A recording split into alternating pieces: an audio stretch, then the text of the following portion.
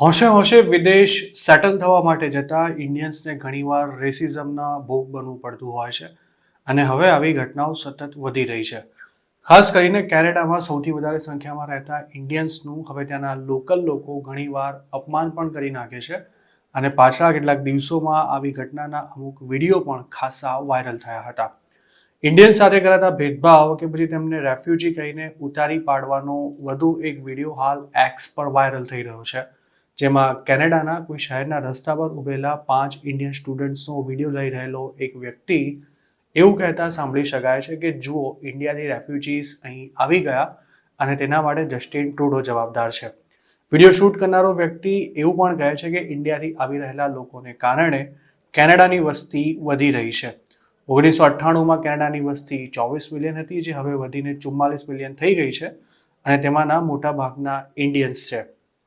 આ વિડીયોના અંતમાં આ વ્યક્તિ ફરી ઇન્ડિયન્સને બતાવીને તેમને રેફ્યુજી કહે છે. જે 5 ઇન્ડિયન્સને આ વિડીયોમાં બતાવાયા છે તેમાં 2 યુવતીઓનો પણ સમાવેશ થાય છે અને આ તમામ લોકો મોટી મોટી ટ્રાવેલ બેગ્સ લઈને રસ્તા પર ઊભા છે. જોકે તેમને રેફ્યુજી કહીને ઉશ્કેરી રહેલા વ્યક્તિની સામે જોવાનું પણ વિડીયોમાં દેખાતા ઇન્ડિયન્સ ટાળી રહ્યા છે. સોશિયલ મીડિયા પર આ વિડીયો શેર કરનારાએ પાછું તેના પર એવું પણ લખ્યું છે કે કેનેડામાં વ્હાઇટ લોકો ક્યાં છે.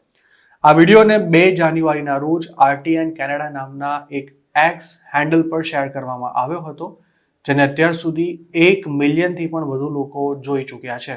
આ વિડીયો પર લોકોના જે રિએક્શન્સ આવી રહ્યા છે તે પણ ઘણા ચોંકાવનારા છે.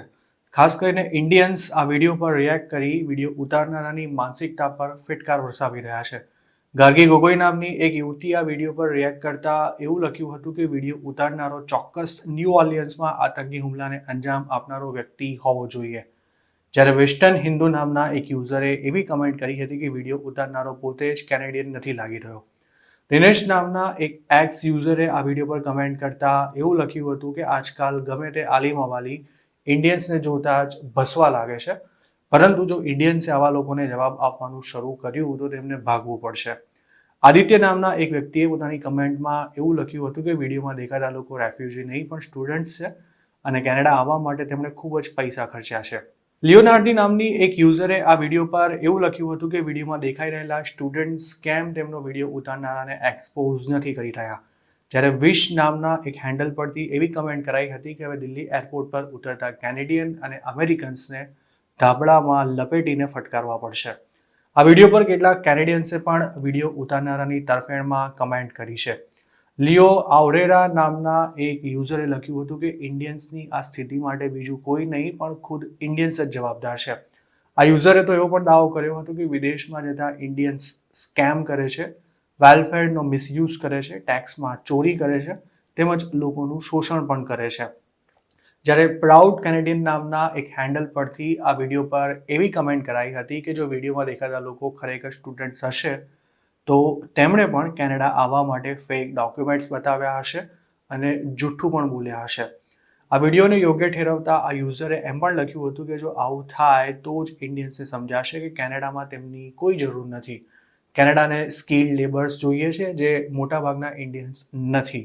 સેમી નામના એક યુઝરે આ વિડીયો પર એવું લખ્યું છે કે હવે ડાઉનટાઉન ટોરન્ટો દિલ્હી જેવું જ બની ચૂક્યું છે અને ઇન્ડિયાથી આવતા અમર્યાદિત ઇમિગ્રન્ટ્સ કેનેડાને ઇન્ડિયા બનાવી રહ્યા છે.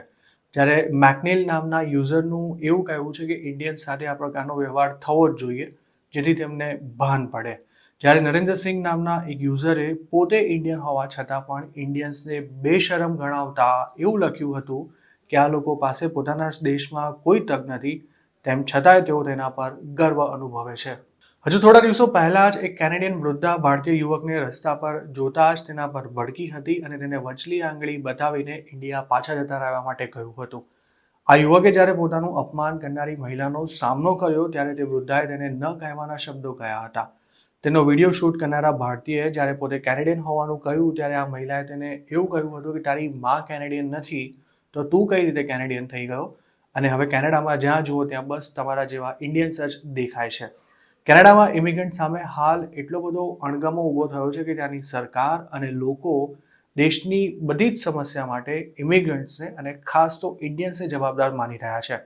કેનેડાના PM જસ્ટિન ટ્રુડોએ પણ પોતાની નિષ્ફળતાઓને ઢાંકવા માટે ઇમિગ્રન્ટ્સને હોળીનું નારિયેળ બનાવ્યા છે અને છેલ્લા 6 મહિનામાં સરકારે પોતાની ઇમિગ્રેશન પોલિસીમાં ધરખમ ફેરફારો કરતા લાખો ઇન્ડિયન સ્ટુડન્ટ્સ માટે કેનેડાના રેસિડેન્ટ બનવાના વિકલ્પો ખૂબ જ ઓછા થઈ ચૂક્યા છે. હાલ ઇન્ડિયન સ્ટુડન્ટ્સ કેનેડાની સરકારના આ નિર્ણયોની ટીકા પણ કરી રહ્યા છે અને તેનો વિરોધ પણ કરી રહ્યા છે, પરંતુ તેમનો અવાજ સાંભળનારું કેનેડામાં કોઈ નથી.